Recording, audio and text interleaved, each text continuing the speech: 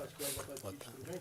Boa tarde. Boa tarde. Tite, essa avaliação que você fez hoje, com essa série de 3, com 2 homens na frente, ela pode ser feita pelo outro lado esquerdo também, o Telles descendo, o Militão indo na frente, e essa saída é uma saída para início de jogo, numa Copa do Mundo, ou isso é só uma variação para um jogo mais complicado que seja? Boa tarde, obrigado. Boa tarde, Eduardo. Ela é uma variação que nós temos utilizado e bem observado, ou ela é com o lateral esquerdo fazendo o terceiro, homem de marcação, ou ela é com o lateral esquerdo mais à frente. Então, há essa variação. Com o Telles, ele faz mais o Militão um pouco mais atrás, porque é da origem dele. Então, ele sai como condutor no terceiro homem, deixando o Telles mais como um armador, porque é a característica por dentro. Isso não quer dizer que em alguns momentos, ou daqui a pouco o espaço do jogo possa permitir, a gente possa usar 2-3 nessas construções. Sim, sim, sim. Ela pode, ela tem essa variação, é uma variação que a gente tem utilizado, às vezes, principalmente num plano médio, às vezes até num plano baixo. A gente vai colocando movimentos alternativos táticos para, em cima de uma pressão do adversário, nós encontrarmos rotas, caminhos para essa bola chegar melhor na frente. Sim. E é uma opção de início de jogo, essa variação sua, ou uma mudança no meio do jogo? Ela é estratégica e pode ser durante o jogo. Ela tem as duas. É aí a enxergar o jogo e aonde pode, daqui a pouco, ter um espaço melhor a ser explorado. Sim. Obrigado. O time que treinou ontem, hoje é o time que começa, né? Com o Militão na direita, por aí? Sim, sim. Linha de 4 com o Militão de lateral direito, fazendo esse suporte, dando uma liberdade mais para o Telles naquele movimento que a gente falou anterior, deixando um segundo meio-campista mais dentro do campo adversário, sim. E aí, acelerar mais o time com essa rapaziada que está aí, né? Que velocidade a gente tem na frente. É uma boa aposta. Fernandinho, eu gostaria de dizer que era minha egoístamente, vaidosamente, mas não é minha. É da característica e do talento deles. É da característica e do talento dos atletas de uma nova geração de técnicos das categorias de base que fizeram esses garotos amadurecerem, que fizeram esses garotos vestirem a camisa da seleção brasileira com tanta expectativa, com tanta responsabilidade, com alegria. Então é Matheus Cunha, é Vini Júnior, é Antony, e aí é com todos esses outros, aí é com Rafinha, Rodrigo. E se a gente Charles, pegar, que é menino. E se a gente pegar os técnicos, eu quero e gosto de reconhecer o trabalho. Amadeu, como foi importante para o crescimento do Vini Júnior. Vocês não sabem o quanto, perguntem a ele na sua formação. O quanto o Guilherme, o quanto o Paulo, o quanto Jardine, o quanto Micali fizeram esses garotos estarem aqui agora.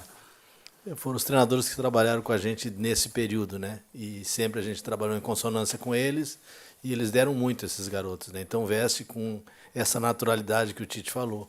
E nesse momento de chegada apareceram essas características diferentes de externos contra um, com velocidade, né? E essa mescla tem dado certo. Isso, para ser extensivo até um pouquinho, e eu estava olhando para os atletas ali, vendo aonde que eles se formaram. Então, é sim dos técnicos da seleção brasileira, nas categorias de base. Não sei se eu esqueci alguém. Acho que não, né? Me ajuda aí. Falamos todos. Ramon, que chegou agora. Que é o Ramon que chegou agora, para eles. Mas é na formação do São Paulo, do Palmeiras, do Fluminense, do Flamengo, de quantos atletas, quando a gente olha para eles, presidente, e a gente vê a origem, quantos eles têm. Corinthians, Grêmio, Inter. Aí quando eu comecei a observar, assim, eu digo, onde é que eles se formaram?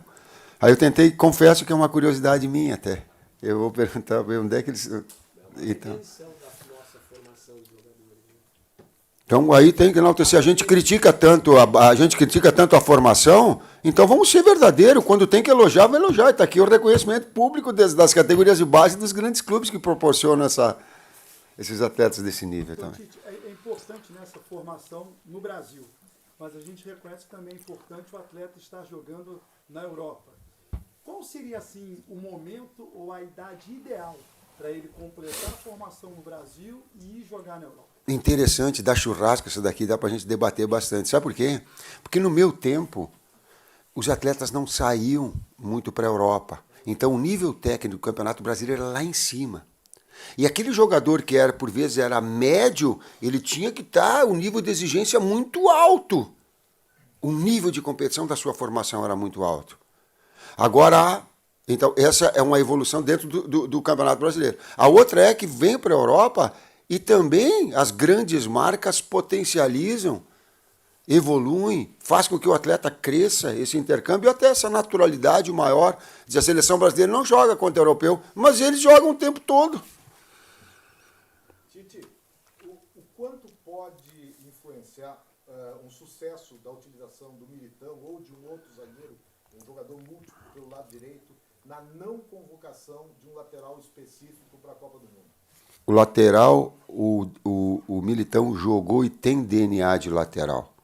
E vou pegar as palavras do Ricardo Rocha para balizar, quando ele fala assim, quando eu vou lá no São Paulo, assim, nós temos um lateral que joga muito. E aí fui falar com o Militão, ele disse assim, foi ali onde eu me destaquei. Versatilidade. Versatilidade é importante, e ele tem. Quanto pode significar isso na Copa, ele ser convocado como lateral e abrir vaga para um outro zagueiro, vamos dizer assim? Campo fala. Campo fala. Rubens da Itatiaia, você estava comentando sobre crescimento. Você vê o time chegando maduro para a Copa do Mundo, apesar de jovens? Boa pergunta. Há um aspecto emocional muito forte no Campeonato Mundial. Estou olhando para todos vocês porque vocês têm a dimensão exata do quanto a pressão psicológica. O professor Rui Carlos Osterman, quando eu conversei com ele, gaúcho, ele disse assim, Tite, na Copa do Mundo, tudo que tem de pior ou de melhor no ser humano veio para fora porque o nível de competição é altíssimo, é o máximo. Que a gente tem a responsabilidade da camisa amarela, mas também tem a alegria e o prazer de equilibrar esses dois fatores. Me ajuda aí, parceiro. Eu estava pensando nessa pergunta, é uma pergunta interessante, pensando aqui, esses meninos que a gente citou, a maioria deles jogam em grandes clubes da Europa, disputam grandes campeonatos, Champions League, campeonatos nacionais, ligas importantes, né, e tem enfrentamento com esses atletas europeus, que também têm jovens, né, se a gente pegar equipes como a Inglaterra, como a Alemanha, como a Espanha, que são as principais equipes, como a França, atual campeã, são equipes que têm muitos jovens também. E a gente tem trazido esses atletas em competições como as eliminatórias e em jogos amistosos importantes que a gente fez agora nesses últimos jogos com equipes que estarão na Copa e agora novamente, né, e dentro de um processo de trabalho diário com o crescimento. Então a gente tem trabalhado mentalmente eles também, né, e eu particularmente não vejo problema. E para mim o ganho que a gente teve é a relação dos atletas mais experientes, né, Alisson, Casemiro, Thiago Silva, Dani, Marquinhos, Neymar, com esses atletas, né? É uma relação muito boa que completa e fortalece eles. Então eu não vejo o problema, não. Acho que eles vão estar preparados, sim. Está sentindo jovem que na segunda Copa do Mundo, está com tanto jovem, tanta velocidade, o negócio está diferente, como você está se sentindo? Eu estou me sentindo em paz, cara. A cada dia eu quero terminar o dia e me sentir em paz. Talvez a maior vitória que eu tenha na minha vida é me sentir em paz, de ter feito o meu melhor trabalho possível. De ter, em termos humanos, em termos profissionais, dar o meu melhor. Isso me gera paz. Isso. Se isso vai ser gerador do título, não sei, mas me deixa feliz. Que eu me... Não, eu que... Recentemente, Tite, Juninho e César Sampaio visitaram Zagallo. Que tipo de inspiração ou energia ganharam de Zagallo nesse momento importante? Eu não sei se para ele foi tão bom, mas para nós foi. E vou te dizer... tanto o Juninho quanto o César, eles poderiam falar, César, vem para cá e coloca para mim, faz favor, o teu sentimento. Eu vou sair aqui para o César entrar. Eles não me levaram nessa conversa. Só foram ex-atletas, ele dizia assim, ó, ex-atleta.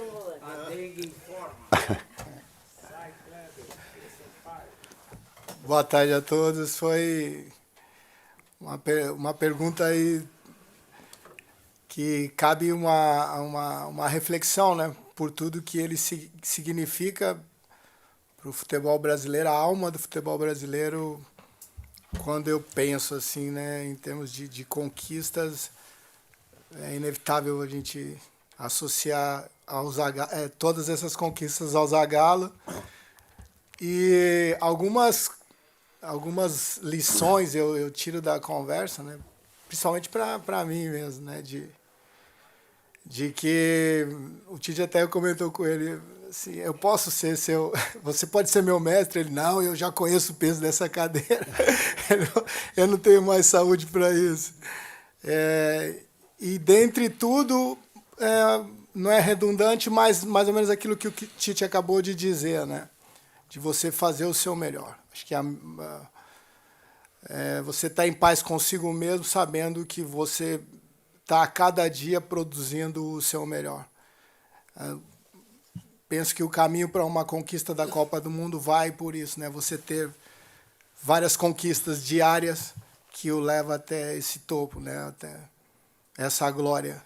Então foi uma manhã inspiradora. Eu sou um admirador, né, da pessoa do Zagallo e trouxe muita energia para mim, para o Tite, para o Júnior, né? E a gente está compartilhando com vocês, brasileiros, e com os garotos também aqui. Reverenciando o mestre. Ele é mestre, ele é um visionário, ele estava à frente do seu tempo. E ele, na escola brasileira, ele tem que ser colocado e admirado. E eu coloquei, mestre, assume, eu sou teu auxiliar. Ele olhou para mim e disse, estou fora. Espera aí, vamos voltar à formação original.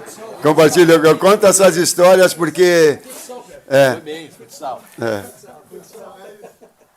Conta essa história porque ela gera conexões com o público que pode entender um pouquinho daquilo que é o Zagallo, daquilo que é a história. Às vezes tem garotos que não conhecem toda a história, um legado extraordinário que ele deixou para todos nós. Tite, compartilha com a gente o que você espera poder testar do teu grupo, especificamente nesse jogo contra a Gana. Você montou uma formação bem ofensiva para enfrentar uma seleção de características ofensivas também. O que você quer observar especificamente nesse jogo, testar nesse jogo? Equilíbrio, equilíbrio, equilíbrio. Toda vez que se foge desse patamar, a gente corre risco. Então, ele é equilíbrio. Por quê? Aí tu colocar assim, ó, o Paquetá é um segundo meio-campista que te traz um senso de criatividade. Mas, ao mesmo tempo, ele te traz um lateral direito que te dá um equilíbrio defensivo. Então, ela é criação e gol, o nosso objetivo. Mas ele é ter, ao mesmo tempo, consistência. Nesse equilíbrio, está mais próximo uma equipe de vencer. E a gente, só para completar, a gente usou, durante uma parte do jogo contra o Japão, nosso último jogo, essa formação, né? O Paquetá e Neymar para um pivô, que era o Richarlison, e o Militão como lateral. No segundo tempo, se eu não estou enganado, boa parte ou quase todo o segundo tempo. E a função de um meia ao lado do primeiro meio-campista, a gente usou contra o Paraguai. Então, são observações que a gente busca para alternativas de jogos, né? Nesse sentido. É uma continuação de observação, de oportunidade, a gente olhar estratégias. A gente tem pouco tempo com os atletas, né? E tem pouco tempo, poucos jogos, então a gente tem que trabalhar nesse sentido, né? Então, é dar continuidade a isso, nos treinos e nos jogos. Você uma vez brincou que expressão do Rio Grande do Sul de faceiro, né? Esse é o time mais faceiro que vocês têm, assim, e você está buscando um equilíbrio que todos ajudem na defesa também, né? Esse jogo agora. Sim, o equilíbrio. Eu não sou faceirinho, o Zé sabe, assim.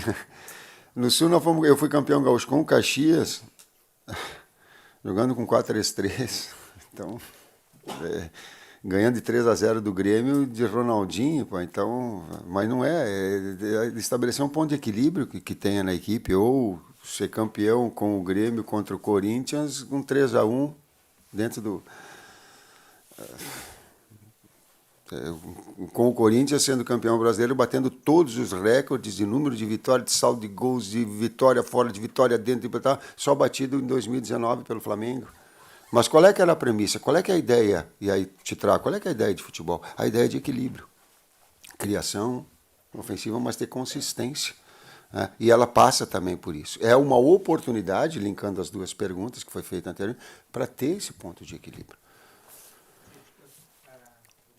Queria te fazer duas questões. A primeira, para aproveitar isso, e talvez com pouco tempo que você tenha para trabalhar até a Copa, dois ajustes que vocês precisam fazer. Tanto o Vinícius como o Neymar jogam atrás de um atacante nos seus times, mas não com um jogador entre eles, né? O Vini mais aberto, o Neymar mais por dentro. E você está tentando ajustar os dois juntos com um 9 mais à frente. E outro que é o ajuste para retomar a bola, né? Se dá tempo até a Copa do Mundo de fazer com que esse time consiga se ativar a ponto de não ter que correr 40, 50, 60 metros para trás para recuperar a bola e recuperar lá na frente. Essa pressão imediata é uma característica nossa desde o início. Essas partes táticas que a gente está observando. Então, é um jeito, é uma forma para nós termos uma média de 60% de posse de bola, mas tem que estar associado, não adianta ter posse de bola se tu não finalizar. E também o número de finalizações, elas têm que ser precisas. Então, aí é sempre um números que tem que se moldar, tem que se ajustar. Finalização de dentro da área, mais ainda. Então, dá para trazer estatística e a gente fazer um arsenal. Em termos de fase defensiva dos externos, o Vini deu uma entrevista muito interessante algum tempo atrás. Ele disse assim, eu baixo mais no Real do que na seleção.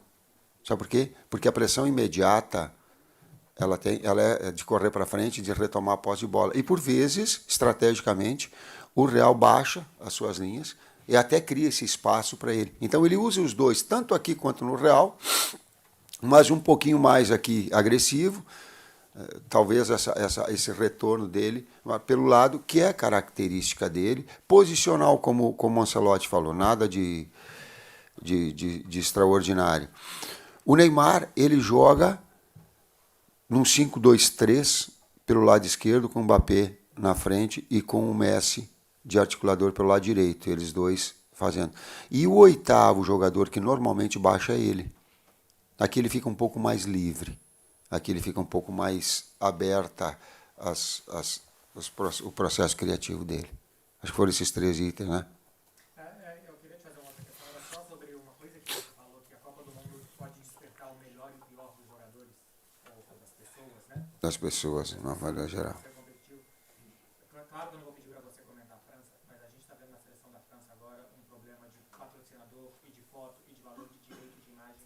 Vocês têm essa preocupação de que não deixar que todo esse coquetel exterior chegue dentro do vestiário da seleção? Olha lá o Juninho que pode responder lá. Sim, temos. Juninho, o presidente, então, tá aqui, tem todo um... Eu estou falando para ele porque a gente tem autonomia. Juninho? Não, só o foco é a Copa do Mundo, né? Então, as questões externas, a gente sabe, às vezes até são obrigações, né, contratuais, mas a gente procura minimizar o máximo possível. Então, o jogador, principalmente no período de Copa do Mundo, ele está só focado em jogar futebol. Gente, essa é uma Copa de exceção, pela primeira vez acontecendo nessa época do ano, no meio da temporada europeia, com menos tempo de preparação, e com jogadores muito próximos da Copa do Mundo expostos a partidas muito importantes, de muita competitividade. Eu imagino que vocês têm uma preocupação enorme com a saúde física deles até lá, até o momento da convocação. E aí eu faço um recorte para o momento hoje ali do treino, que ficou todo mundo preocupado quando o Neymar caiu ali com um corte no joelho, mas até entender que era um corte no joelho, ficou todo mundo assim meio sem fôlego. Você fica sem fôlego com frequência, chegando tão perto na Copa do Mundo, quando algo assim acontece? Eu fico cuidadoso na expectativa, humano, eu não sou super-homem, eu tenho as minhas ansiedades, eu tenho dor de cabeça, eu não durmo direito, eu sou um ser humano igual. O que eu tenho é uma preparação, estudos ao longo da minha vida toda, Marcelo. Eu tenho a experiência, mas é inevitável eu ter esses mesmos sentimentos que tem. essa atenção, sim, mas também a naturalidade. Tem aí uma equipe médica que puder. Eu até achei que tivesse sido, falei com o doutor, que tivesse sido uma pancada de ligamento, que tivesse estressado o ligamento. A gente, quando bate na ponta do pé, gira e pudesse ter batido. Ele disse, não, Tito, foi na hora que o Fabinho, porque ela teve um corte. Ele disse, aí colocaram, pô, incrível, a imprensa sabia antes da gente. Eu digo, claro, eles botam uma lupa, assim, fazem um zoom, não é assim? Aí, para trás, vocês já deram o diagnóstico antes do que a gente. O que a gente pode controlar e que a gente tem controlado muito bem é manter um grupo de 45, 50 atletas, sempre trabalhando, sempre mantendo Perfeito, contato, né? Todos os jogadores aí à volta do Everton Ribeiro, a convocação do Pedro, que já esteve com a gente sempre ficou mantendo contato com esses atletas e atentos a isso, né? O Lodge não vinha vindo o Lodge não veio por isso, não veio por aquilo. A gente estava trabalhando os outros atletas também. Hoje o Lodge está aí porque a gente perdeu 2 atletas para esse jogo. Então, também estava na concorrência, e também estava trabalhando, e também tinha modificado de clube para estar na vitrine para vir para cá. Então, esse ciclo de 4 anos nos deu essa condição, a gente ter trabalhado com mais atletas, não só nos treinamentos, na época a gente fica reunido, mas também quando esses atletas não estão com a gente, visitando os clubes na Europa, visitando os clubes aqui no Brasil, como a gente falou na convocação. Tite, falar para o jogador que ele vai para a Copa do Mundo é mole, né? Às vezes você nem fala, ele vai ver a convocação, no vídeo ele está na Copa do Mundo. E como falar que ele está fora da Copa? Se é que você fala com o cara. Eu vou te dizer assertivamente aquilo que antes de nós conversarmos hoje eu falei para todos os atletas, porque ela tem também um cunho de respeito profissional. Para gerar conexão com os atletas, quando nós estávamos conversando, eu vou... E para gerar essa conexão com vocês, para entender qual é que é o nosso diálogo e com o torcedor, antes de começar o trabalho, e uma análise que a gente fez do treinamento de ontem, eu disse assim, eu fui um ex-atleta. Parei com 27 anos, tive umas 8 cirurgias, era de uma qualidade média, um bom jogador, nada mais do que isso. Fui 2 Libertadores. Vocês sabiam que eu tinha jogado futebol? Aí brincaram assim, talvez alguns nem saibam. Mas por que eu estou falando isso? Porque eu quero gerar uma conexão com vocês. A conexão é o seguinte, eu sei o sentimento de vocês. Eu sei quando vocês são escalados para jogar, que tem o prazer, e aquele que fica no banco. E eu quero fazer o que eu aprendi e que Carlos Alberto Silva me ensinou, que Pedro Pires de Toledo me ensinou, que uma série de profissionais disseram assim, respeita o ser humano antes e treina ele igual. Eu digo, eu vou treinar vocês, e é obrigação da comissão técnica, e mais que uma obrigação, é um prazer a gente preparar todos vocês. Nós vamos fazer o trabalho tático, depois o enfrentamento, e depois quem não fez vai fazer o trabalho tático. Todos vão fazer iguais. Esse é um sentimento, essa conexão com eles. Então, posso escolher a titularidade? Sim, ela é humana. Posso escolher os 25, os 26? Sim.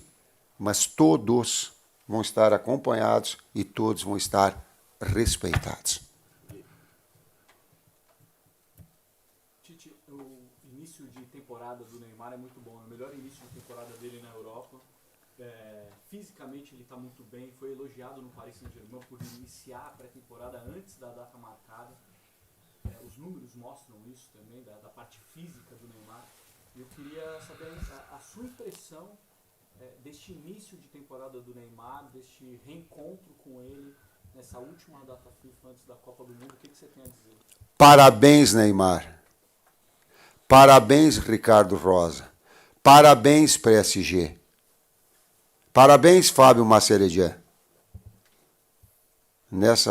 Talvez nessa escala de importância, desses todos, depois chega a nós, porque ele é fruto de toda essa sequência de preparação para que ele tenha o desempenho.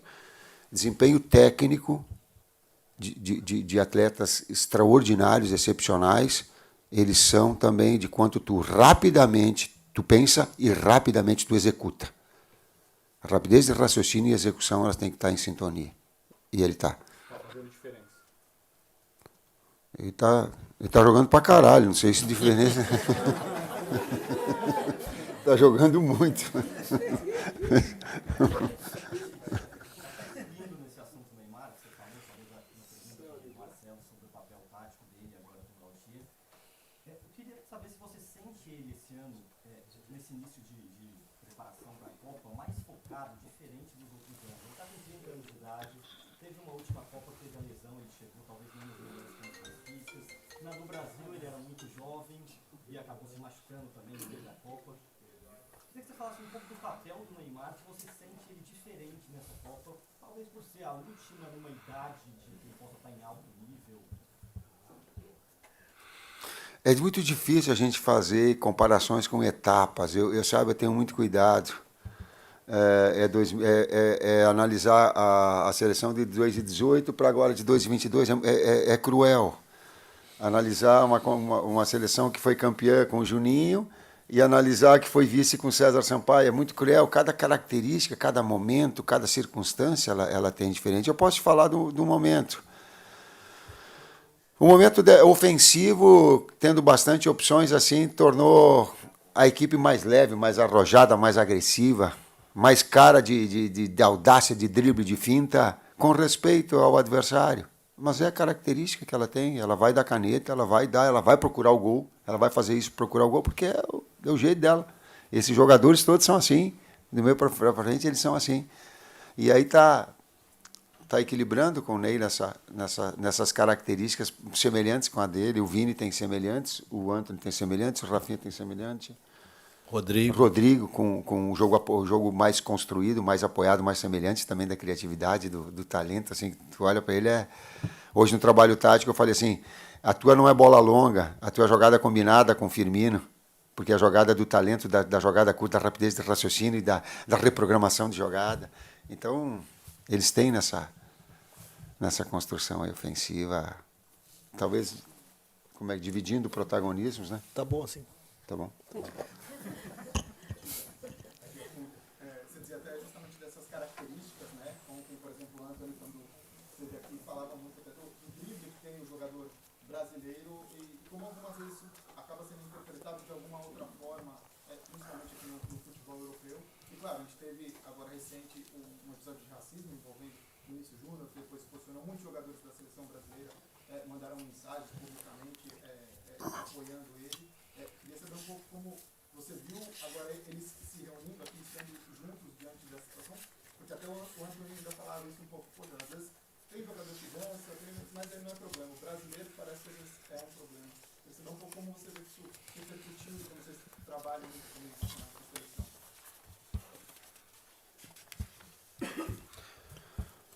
Eu demorei para me manifestar publicamente e eu não tenho por hábito fazer essa manifestação. Você está com ela, Vini, aí? Então eu vou reproduzir. Obrigado. Eu não tenho por hábito e eu só o fiz depois que eu tive o consenso e a anuência de toda a comissão técnica da seleção brasileira.